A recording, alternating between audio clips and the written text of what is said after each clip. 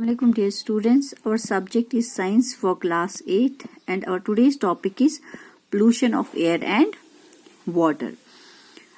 तो बच्चों आप अपनी बुक पे पेज नंबर 160 पे देख सकते हैं कि chapter number 13 pollution of air and water. अब मैं आपको ये बताऊंगी कि पोल्यूशन होता क्या है. पोल्यूशन मीन्स आलूदगी या आप जिसे सिंपली ये भी कह सकते हो गंदगी. अब यही हमें पढ़ना है कि कैसे पोल्यूशन ऑफ हवा में होता है और पानी में. ये अब इस चैप्टर में हम क्या पढ़ेंगे. In this chapter we will study about the harmful changes taking place in our surroundings. हम इस चैप्टर में क्या पढ़ेंगे, ये जो हार्मफुल चेंजेस आ जाती है, जो हमें नुकसान देती है, वो बदलाव आ जाते हैं, जो हमारे इर्द गिर्द जो बदलाव आ जाते हैं, जो हमें नुकसान देती है, क्या असरात उसके हमारी लाइफ पे, रोजमर्रा की लाइफ पे पड़ता है. ये आपको पता है. ये छोटे बच्चे को भी पूछेंगे अगर कि पानी क्या जरूरी है, हवा हमारे लिए जरूरी है, इंपॉर्टेंस ऑफ वाटर और एयर क्या है. तो विदाउट फूड हम कुछ टाइम के लिए जिंदा सरवाइव कर सकते हैं हम, लेकिन without air we cannot survive even for a few minutes. लेकिन हवा के बगैर हम कुछ लम्हे भी नहीं गुजार सकते हैं. उसी से हमें इसकी इम्पोर्टेंस पता चलती है कि ये कितना जरूरी है. क्लीन एयर जो साफ हवा हमारे लिए कितना जरूरी है. अब ये जो एयर होता है ये मिक्सचर ऑफ गैसेस होता है. ये आपकी बुक पे दिखाया हुआ यहाँ पे. Air consists of many mixture of gases. ये जो एयर होता है ये हमें भी पता है कि एयर बहुत सारे गैसेस से बना हुआ है, मिक्सचर ऑफ गैसेस. तो इसमें क्या है, बाय वॉल्यूम अगर देखेंगे अबाउट 78% ऑफ जो ये मिक्सचर इसमें है वो है नाइट्रोजन का और 21% ऑक्सीजन. और भी इसमें कुछ मिक्सचर है जैसे कार्बन डाइऑक्साइड है, argon, methane, ozone, water vapour, ये भी इसमें प्रेजेंट है लेकिन बहुत कम मकदार में, इन वेरी स्मॉल क्वांटिटीज में ये बहुत पाया जाता है. और क्या है कि आपने अपनी एल्डर्स से भी सुना होगा कि पहले बिल्कुल साफ पानी होता था, फ्रेश एयर होता था पुराने ज़माने. लेकिन आज ये जो बिजी वर्ल्ड हो गया है, दुनिया में क्या हो गया है, दिन ब दिन आप देखो कितनी गाड़ियां आती, कितने व्हीकल्स आ जाते हैं, जिसकी वजह से पोल्यूशन बहुत ज़्यादा बढ़ जाता है.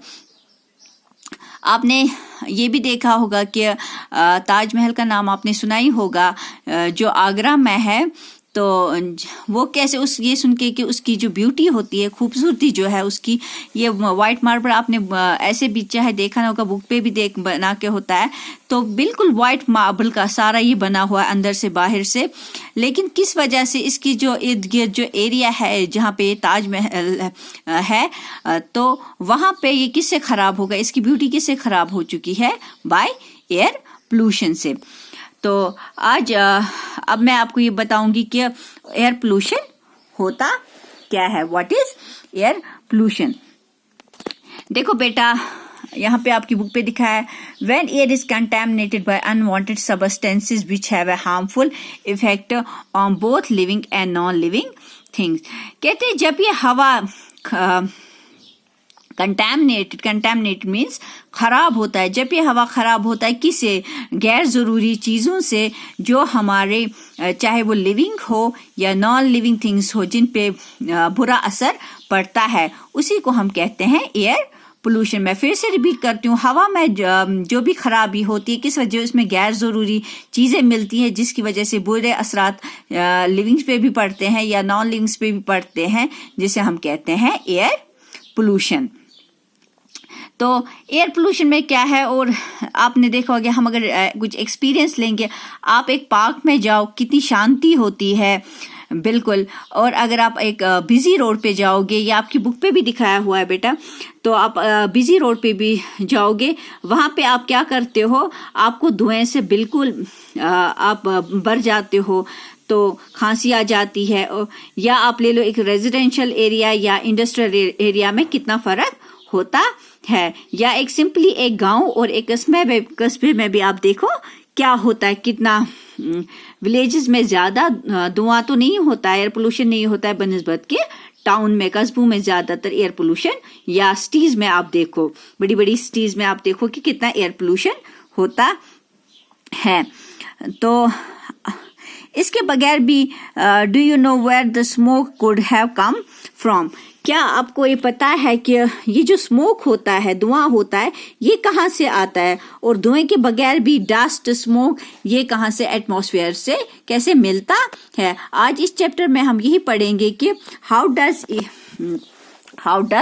एयर गेट पोल्यूटेड, कैसे हवा गंदा हो जाता है, कैसे उसमें आलूदगी आ जाती है।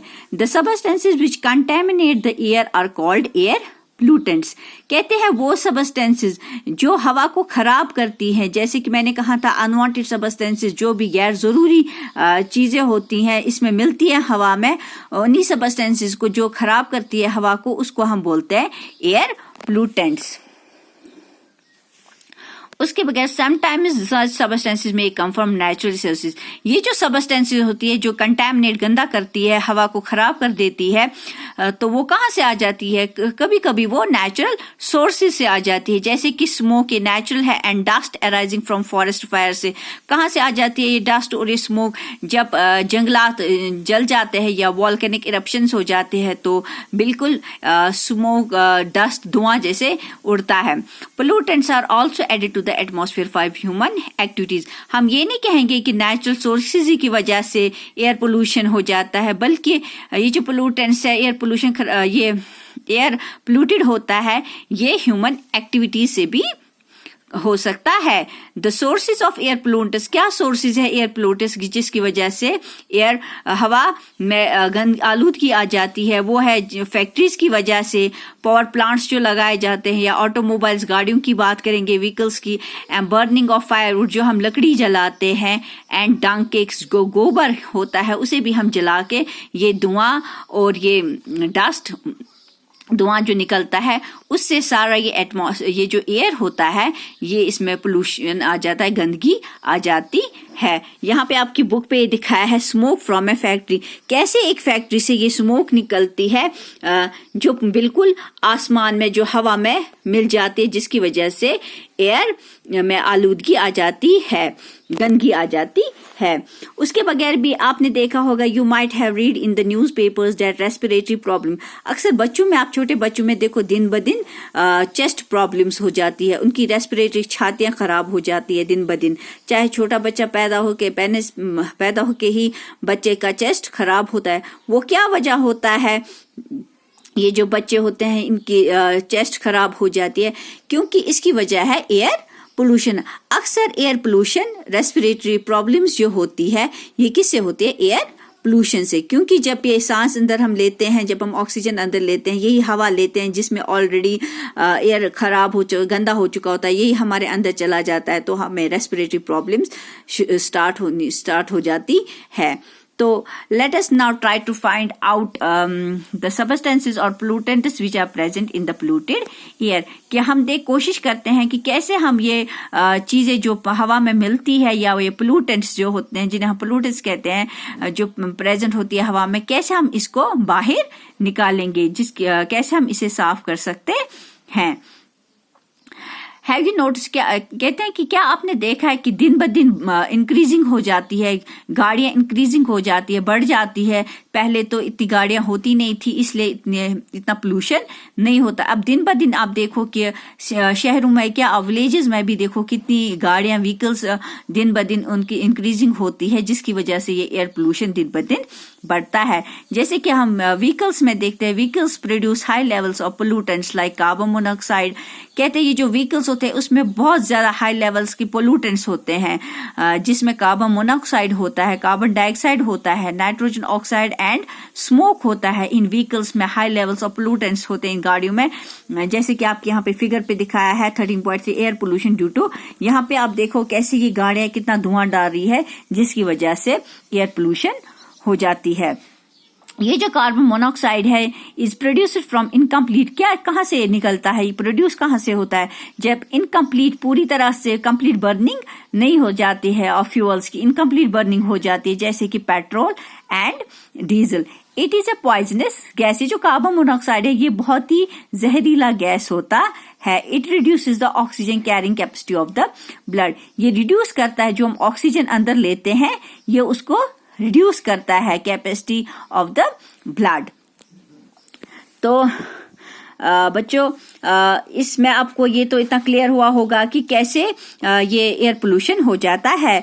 तो अब आप देखो, ये देखो आपके विंटर्स में क्या होता है, थिक फॉग लाइक लेयर हो जाती है एटमॉस्फेयर में, जिसे लगभग विंटर्स में ये सीजन आ जाता है। दिस इज स्मॉग, उसको हम स्मॉग कहते हैं, जो एक थिक मोटा फॉग लाइक लेयर जैसा चढ़ जाता है आसमान में, एटमॉस्फेयर में, उसको हम स्मॉग कहते हैं। ये स्मॉग किसका बना होता है, made up of smoke and fog, दो चीजों का बना होता है। स्मोक में contain oxides of nitrogen which combine with other air pollute. ये जो स्मोक होते हैं इसमें ऑक्साइड्स ऑफ नाइट्रोजन होते हैं जो दूसरे एयर पोल्यूटेंट्स से मिल जाते हैं और क्या बनाते हैं, fog to form smog, form से स्मॉग बन जाता है। ये जो स्मॉग होता है ये हमें क्या प्रॉब्लम्स क्रिएट करता है, ब्रीदिंग डिफिकल्टी। जब हम सांस लेते हैं तो हमें प्रॉब्लम्स हो जाती है सांस लेने में, जिससे जैसे कि डिजीजेस कुछ है, अस्थमा है, जब जैसे सांस लेने प्रॉब्लम होती है, कफ, खांसी, वीजिंग, जो बच्चों में आवाज जैसी हो जाती है इन चिल्ड्रन, अक्सर बच्चों में ये प्रॉब्लम्स हो जाती है। वो किसकी वजह से, ये जो स्मॉग होता है उसी की वजह से ये ब्रीदिंग डिफिकल्टीज हो जाती है, जिसकी वजह से अस्थमा होता है, cough and wheezing in children. तो इतना उम्मीद करती हूँ कि डियर स्टूडेंट्स आपको इतना क्लियर हो चुका होगा। इंशाल्लाह नेक्स्ट टॉपिक में हम इससे आगे पढ़ेंगे कि वाटर पोल्यूशन क्या होता है।